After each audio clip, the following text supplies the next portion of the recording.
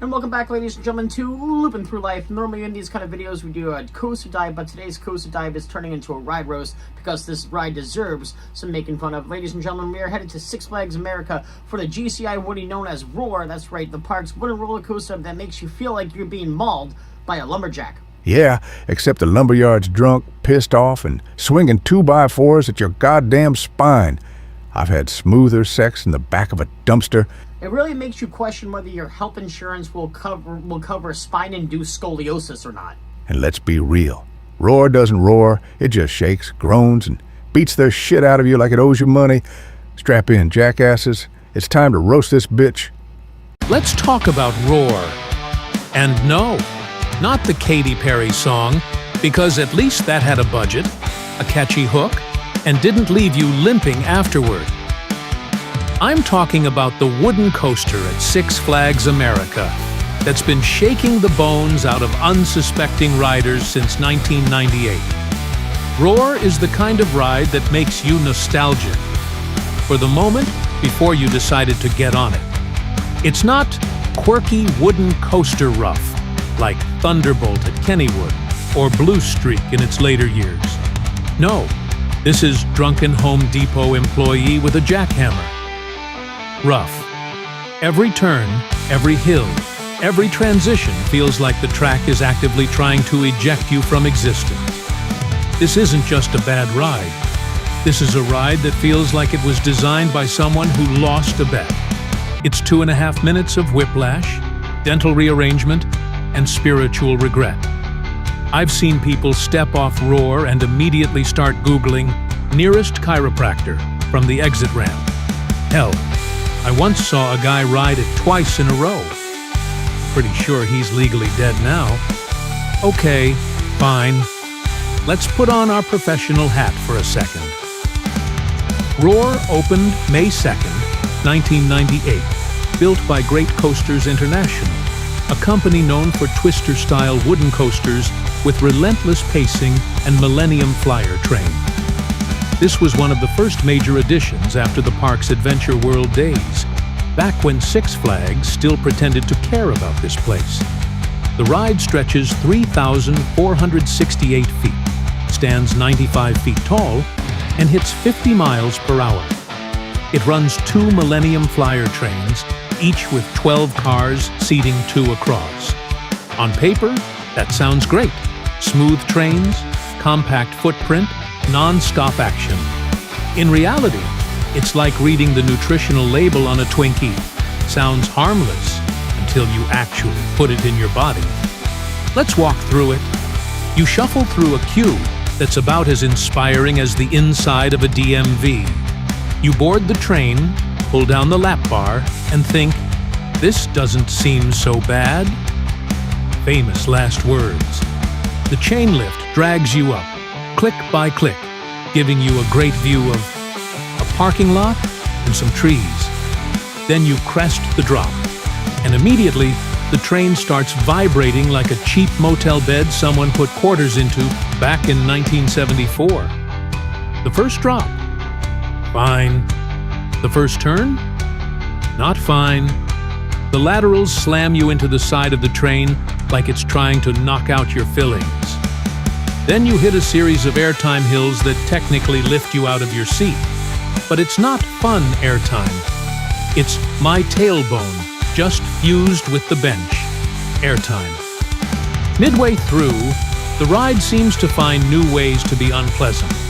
Shuffling, jackhammering, random jolts, like the track is held together with rusty nails and hope. By the time you hit the final brake run, you're not cheering. You're holding your neck and praying to see a physical therapist. This coaster aged like bread. When it opened, people praised its smoothness, pacing, and lack of a mid-course brake run. Now, it's like the track is daring you to finish the ride without swearing out loud.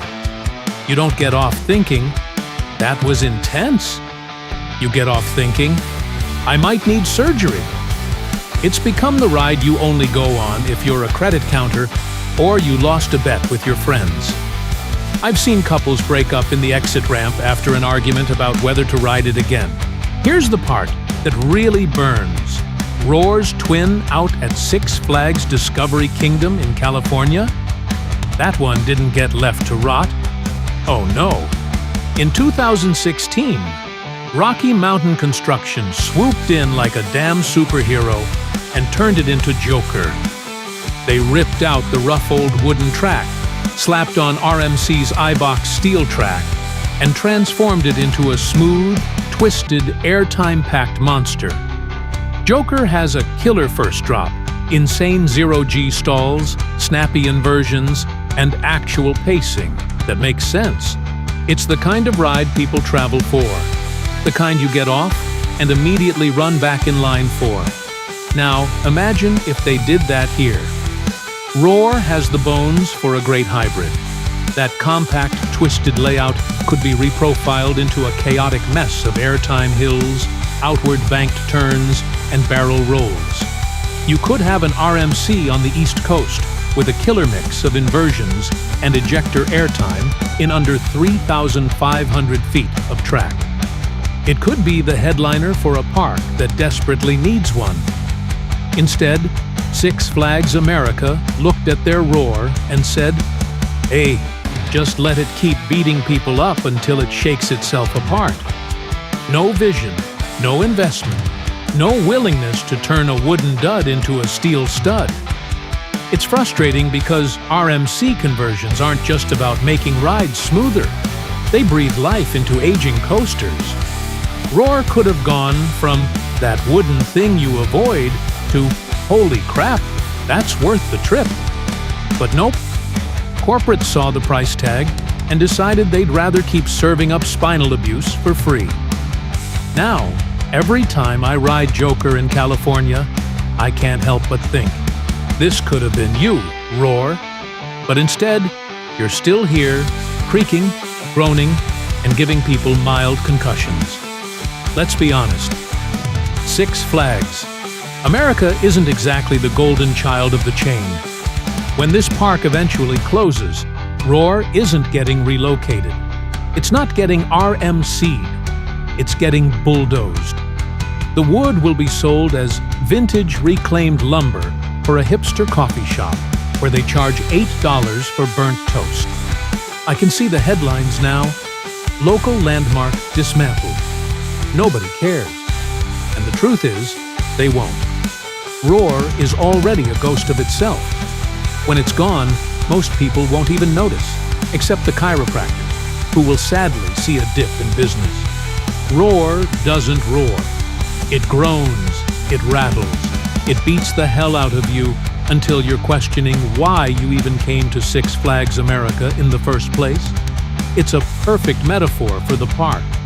Old, tired, neglected, and only there because tearing it down costs money. The saddest thing is that Roar could still be enjoyable if the park actually gave a damn about it. Wooden coasters aren't doomed by age. Look at rides like Phoenix at Nobles or Boulder Dash at Lake Compounce. Those have been around for decades, but with real care and regular retracking, they're still beloved. Roar, on the other hand, has been left to age like a banana in a glove box.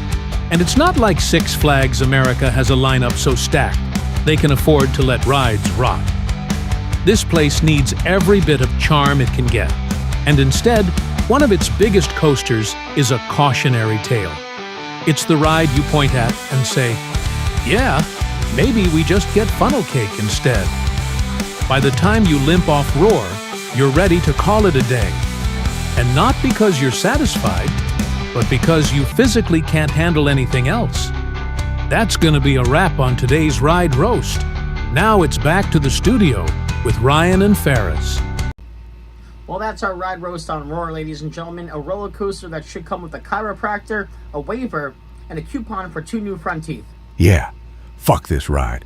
Burn it, sell the wood, and maybe use the cash to buy something that doesn't feel like a medieval torture rack. Hell, even a Vekoma boomerang would have more dignity. Drop a comment down below if you've ever been stupid enough or brave enough to ride this thing twice. And if you actually like Roar, congrats. You're either a masochist or too broke to afford therapy. Well, catch you next ride on Loopin' Through Life. Later, nerds.